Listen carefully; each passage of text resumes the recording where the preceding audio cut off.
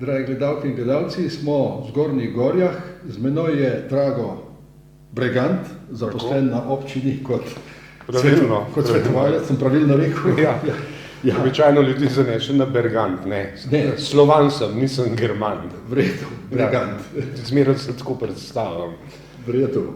Drugače ste pa zbiralec in raziskovalec drobcev iz krajevne zgodovine in domoznanstva. Kaj vas je k temu pritegnilo?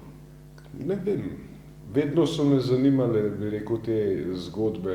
Sem pač še generacija, ko sem prisostvoval, ko so, ne vem, mama in sosedova mama prebirali fržol in kofetkali in se ob tem zgovarjalo, kaj je bilo, kaj včasih in tako naprej. Moram reči, da sem pa bi rekel, z leti izostril nekak kritičen pristop do raznih mitov in, bi rekel, urbanih legend, ne vem, od kako se je Trubar skrival v tej in drugi jami in podobne stvari. Moram reči, da zadnje čase se veliko več ukvarjam z rodovnim zapisom, ki postira spet neke zanimive povezave, no. Pravzaprav na koncu spoznaš, da tvoj rodovni zapis oziroma moj rodovni zapis ali pa rodovni zapis večine prebivalcev gori pravzaprav izvira iz tega bazena, ne.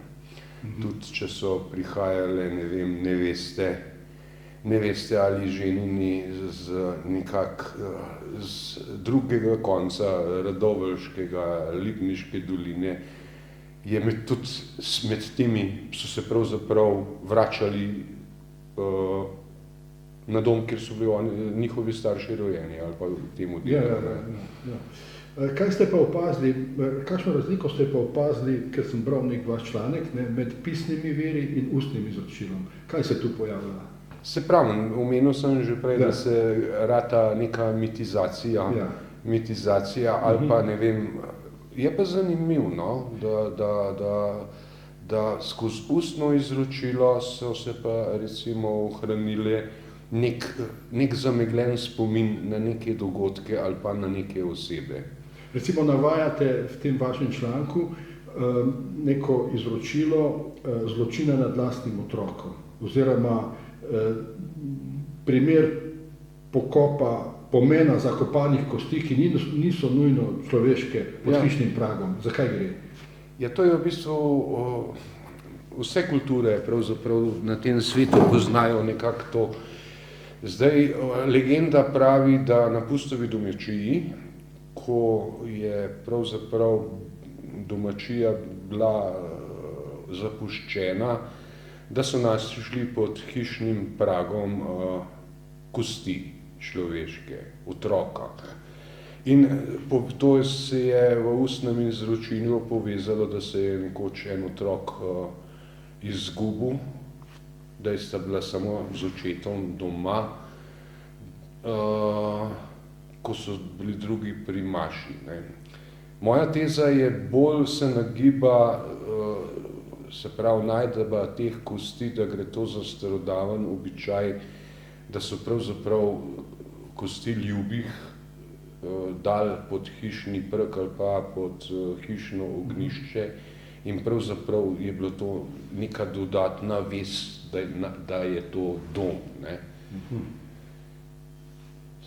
Saj to znajo bolj razložiti, bi rekel, antropologi. V redu, ampak to je primer iz tega območja. Ja. Poleg recimo ljudsko pripovedništvo je ohranilo tudi neko zgodbo, spomin na nekega zlobnega graščaka, ki je Gorjancem med drugim odvzel planino Krmo in planino Javornik na Podkljuki. Kako je s to zgodbo? Zdaj,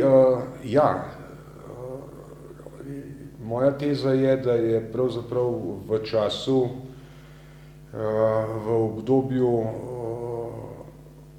ko je bil družina Krik, so bili hkrati zakupniki, se pravi, deželnega, cesarskega gospostva, to se pravi radovliškega, prejšnjega celjskega oziroma ortenburškega, ki vemo, kako je potem prišel na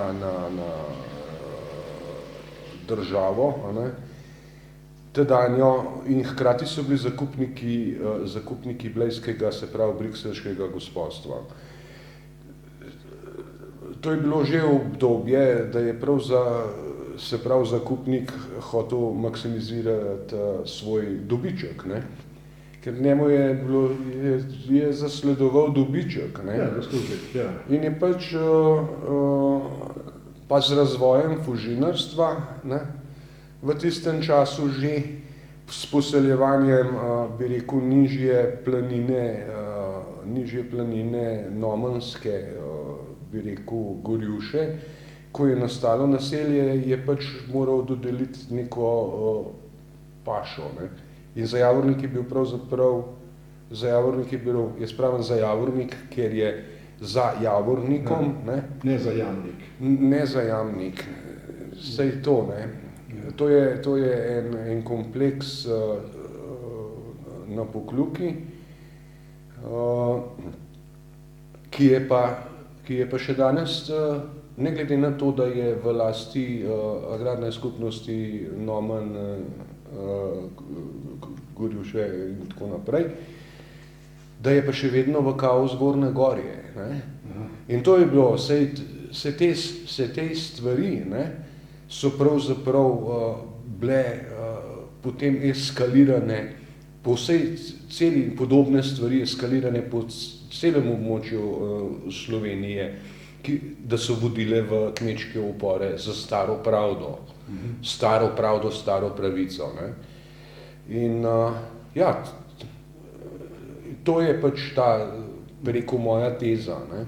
Kako je pa s tem nekim potopljenim zvonom na dnu Blejskega jezera? Tu se nekaj to dogaja. Ja, to se pa potem neka bi rekel, misticiraš potem neko božjo kazen, ki te more doleteti za svoje krivično delovanje. A zvon se je potem, kako? Tudi podrobneje pojasnite. Ja, tudi ne vem, kako je bilo z zvonom. A je potopljena? Ni. To pa ne vem jaz. Nisem potoplač. Kaj pa, tudi eno zgodbo ste o kroti napisali, ki naj bi požrla Radovno. Ja. To je bila pravzaprav pripoved, bi rekel, prav tisto, kar sem na začetku povedal. Neka zgodba, ki mi je Kolenčeva mama pripovedovala kot otroku, da bo krota požrla Radovna. Zdaj je to navezavo na nekega plemenitaša, svobodnaka, še za časa, bi rekel, srednjega veka, Šanšrota, ki je živel in o čemer je pisal v teh blejskem gospodstvu, zdaj se ne bom spomnil. Ali pa je to nek spomin to pa pač dokumentirani, že raziskani viri pojasnjujejo, da je pa prvi, ki je zasleden, ki je dobil pravico fužinarstva, je bil Pietro della Grotta. Pietro della Grotta, in prav pred časom sem našel podatke, da pravzaprav ta družina oziroma potomci so ostali tukaj, so nekaj časa, bi rekel, še potomci živeli v Grabčah. Da so pravzaprav se utopili v prebivalstvo tukaj. Tukajšnjega kraja. Ali to lahko rečemo, da ta krota bo požrla Radovno, da je to fužinarstvo požrlo Radovno, ali kako? Ja, jaz vem, ali pa zgolj neka asociacija, krota, velikost. Ja, normalno, prišlo je do drugačnih razmerij, ker fužinarji so potrebovali les, če zdaj računamo, da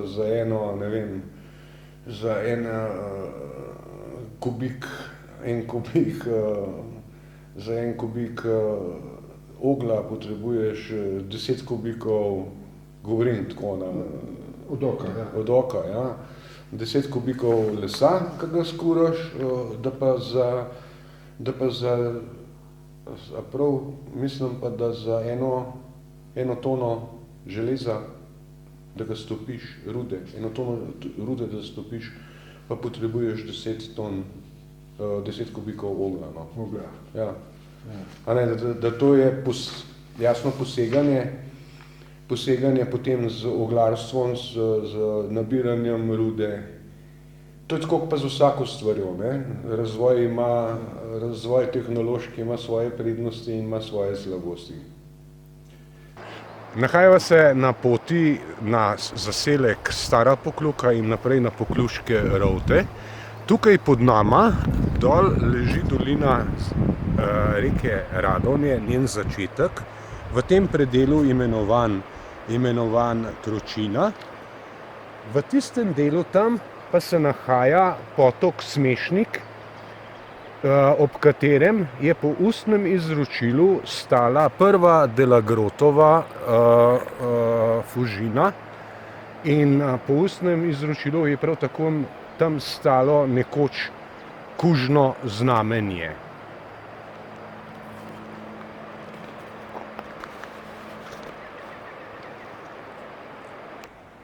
Še vedno se nahajava na cesti, stari cesti na Staro Pokljuko. Tukaj pod nama leži dolina reke Radovne in za nama se nahaja Gradišče, ki je možna lokacija neke zgodno srednjeveške utrdbe ali šanc, se pravi zapor za prihode raznih zavojevalcev.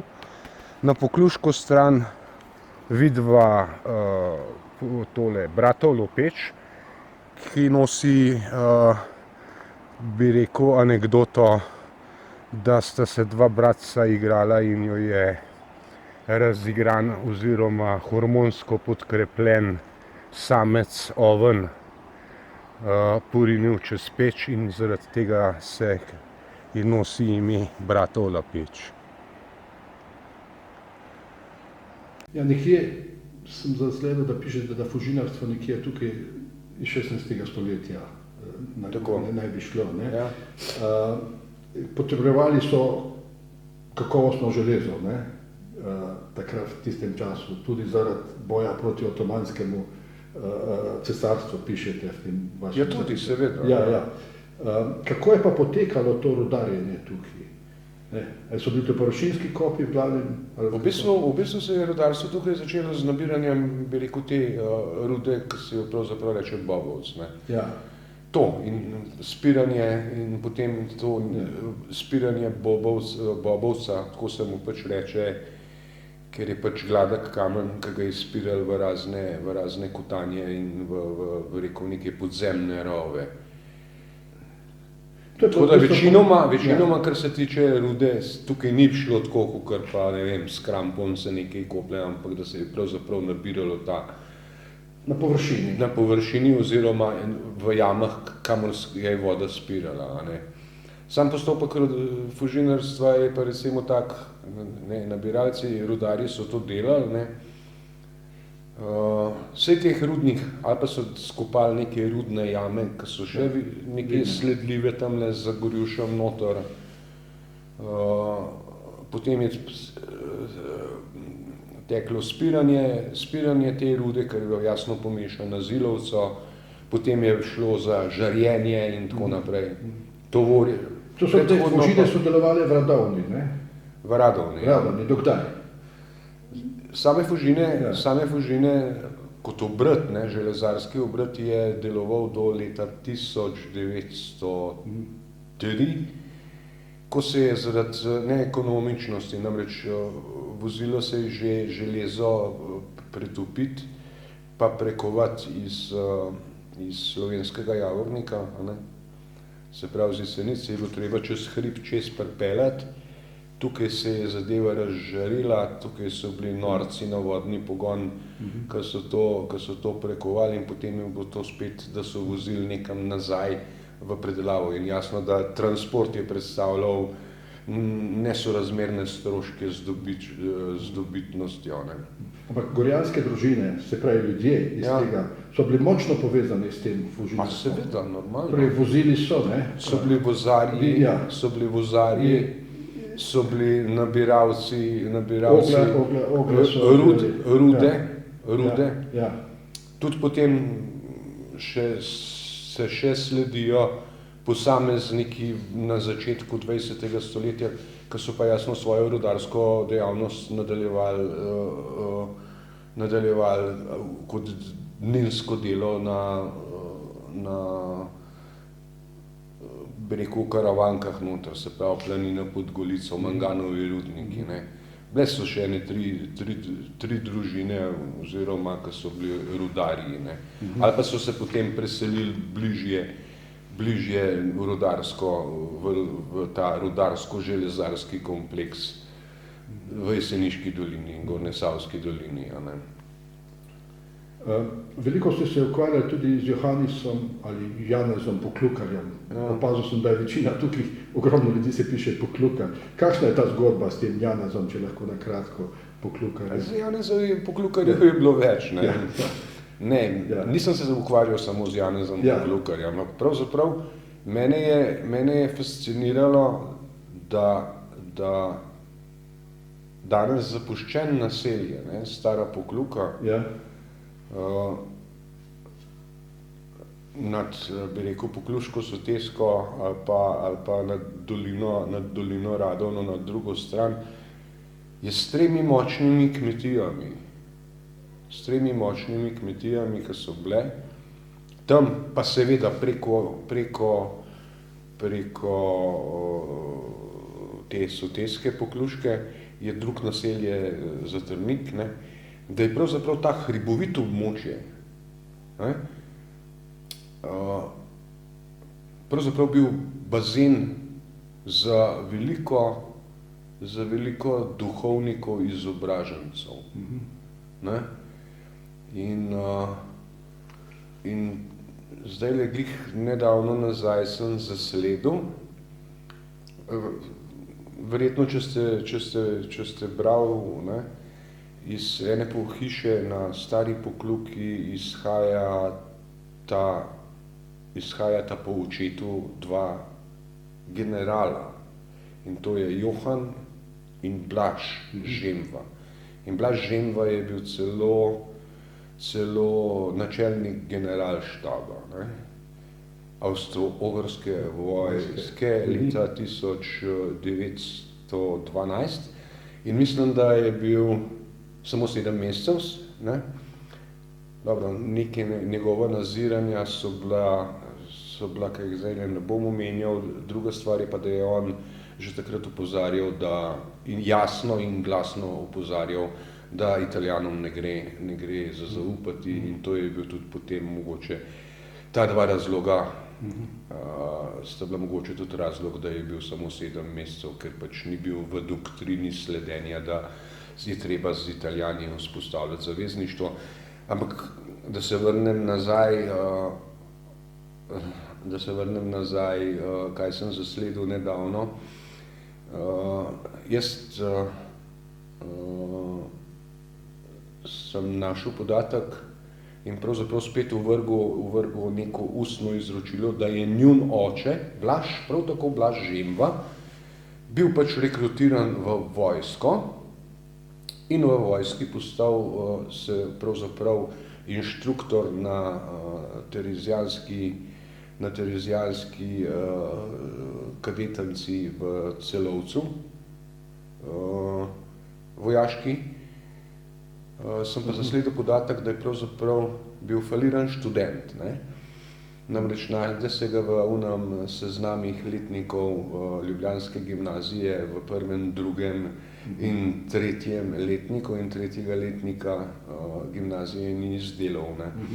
Ker se pa verjetno ni hotel vrniti domov, se je pa sam javil v vojsko in pač z neko izobrazbo že pridobljeno nadaljeval kadetanco in se izobrazil v podoficirja in oficirja. Ne.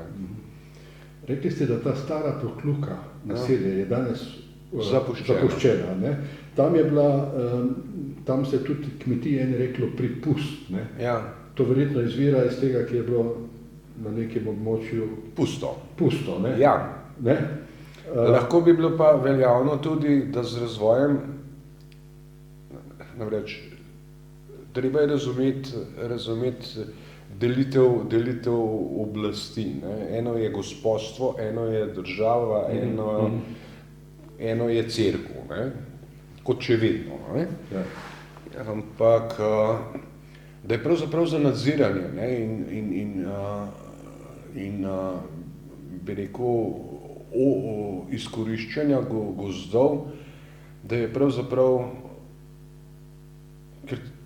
da izkoriščanja gozdov za bi rekel, potrebe Fužin je bilo treba vzpostaviti tudi nek nadzor. Ne? In moja teza je, da prav pust lahko sicer izvira iz pustovine, ne? To se pravi nekdo, ki se je naselil na neko opuščeno, ne? Druga stvar, sredi gozda in začel z neko štalco in kravco in potem je ratala kmetija. Neka odročnost, osamljenost, ker pravzaprav.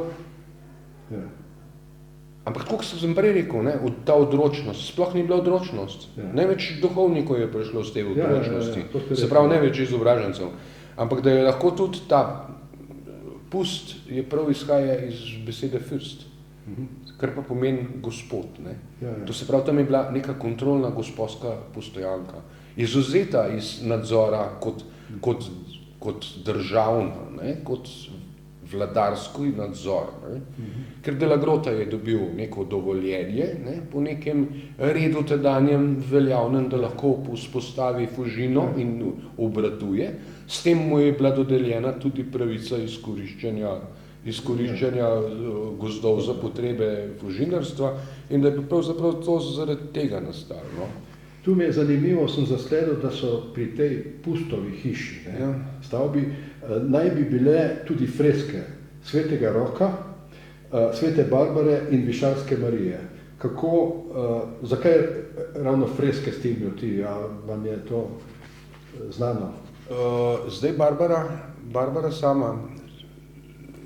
sama je pač, vemo, zavetnica rudarstva. Ja. Ne? Torej, logično, mislim, da je to 3. december, nekaj tam, 3. december. Ne vem, to Sveta Barbara. Zdaj, pa da je pravzaprav ta odročnost sploh ni bila odročnost, ker je pravzaprav to vodila najbližja pot na Pokluko, pa pravzaprav tudi preko v Bohun. Povezava je bila tudi se pravi Fužinan dol, reče se čez Krištane in bi rekel nekih 100 metrov višje je, višinski govorim, je en predel, ki ima toponim Bohinjska raven, ne? Pa čeprav ni daleč stran od Bohinja. Ne?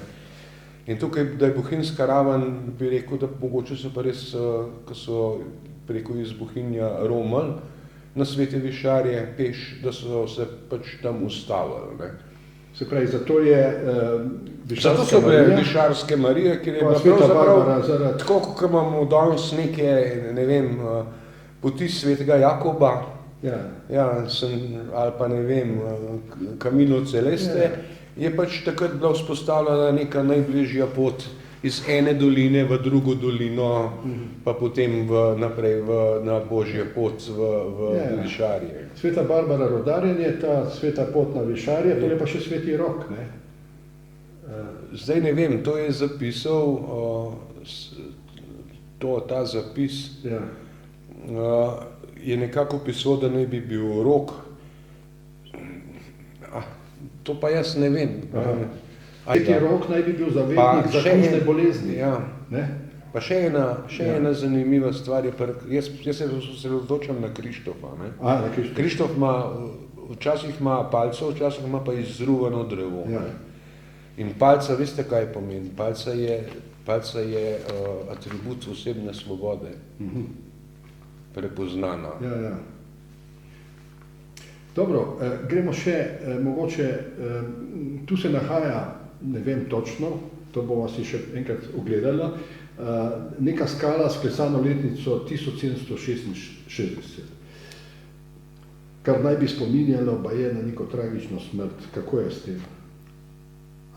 Veste? Ustno izročilo pravi, da je nekdo tam pobegnil orožnikom, ki so ga prišli kot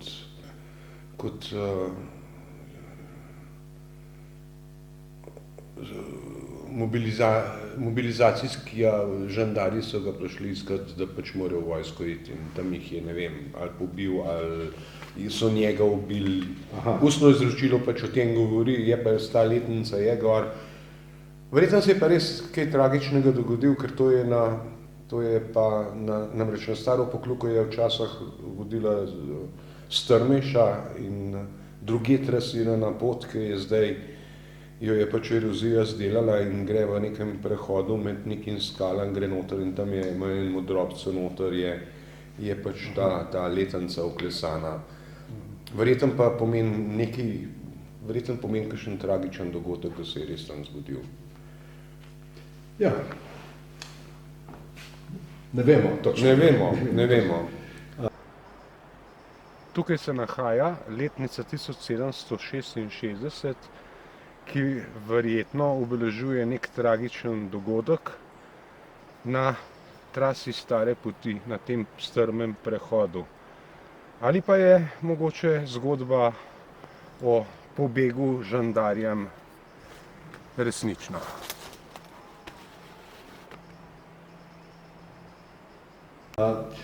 Prej sva govorila o tem opuščenem področju, naselju Stara Pokljuka, ne? Ampak na Staro Pokljuko in Zatrnik se veže tudi zgodba, da kdo naj bi zakrivil poselitev tega območja. Tudi je neka zgodba o nekem Graščaku in njegovih otrocih. Zakaj gre tukaj? Tukaj gre prav... Spet se dejansko zgodovinska dejstva, že raziskana, se prekrivajo z ljudskim izročilom, pa z neko interpretacijo. Namreč Jurij Lenkovič je bil, oziroma ne Jurij, mislim, da je bil Ivan Lenkovič. Ivan Lenkovič je bil zakupnik blejskega gospodstva. Za Ivana Lenkoviča vemo, da je bil general vojne krajine, kapetan, general, kakorkoli, ne. Vojna krajine je pa celoten področje zaščite pred Turki, se pravi, in obsega, se pravi, gor od morja, čez Velebit, čez Bosno do Slavonije in tako naprej. Ja, Žumberak pa...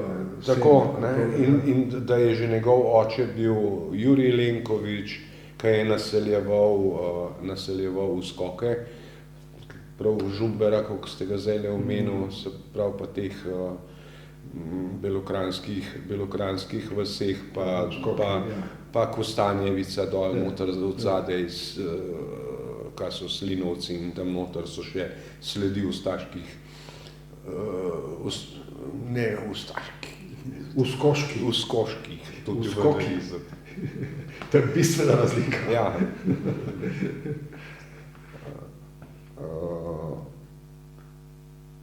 No, jaz sem vas vprašal v bistvu,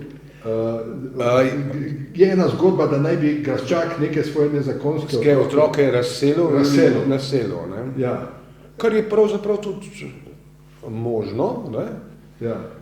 Bolj verjetno pa je, ker se najdejo zopet, bi rekel, arhivski viri, da je pravzaprav po sinovu kakšnega sina od svojega vojaškega, kakršnega koli druga, ali pa svoje nečake in tako naprej. V tistem času je pač velikaš seštel za velikaša tudi po količini potomstva, ki ga ima in nadaljevanje svojega priimka. In potem je ozemljo oziroma možnost bivanja na določenem območju. Res je, ne, da recimo priimek zemlja, ne, žemlja, žemlja, da sem pa najdel v eni knjigi, ki je pa dr. Simoniti pisal v bojih proti Turkiji, da je bil v popisu nekih uskoških ali pa mortolukov, da je bil neki zemljak. Ne. Skratka, vaša teza je, da je neka povezava med Jurijem Lenkovičem, duhovnikom, ki je tu bival, z generalom Ivanom Lenkovičem, generalom vojne krajine. Ja. Ampak to je pač, a temeljito na dokumentih? Ne, to je zgodba. Zgodba, ustno izročilo. Ustno izročilo, ja. A je še kakšna zgodba, ki vas je posebej pritegnila v tem vašem raziskovanju te lokalne zgodovine? Tako mislite na splošno? Na splošno. Pa si me pravzaprav vse zgodbe pritegnejo. Ja, je katera, ki še posebej izstopa, ki se vas je nekako dotaknila? Pravzaprav, koliko znamenitih ljudi je šlo kot duhovniki skozi, bi rekel, Gorjansko faro. Ne vem,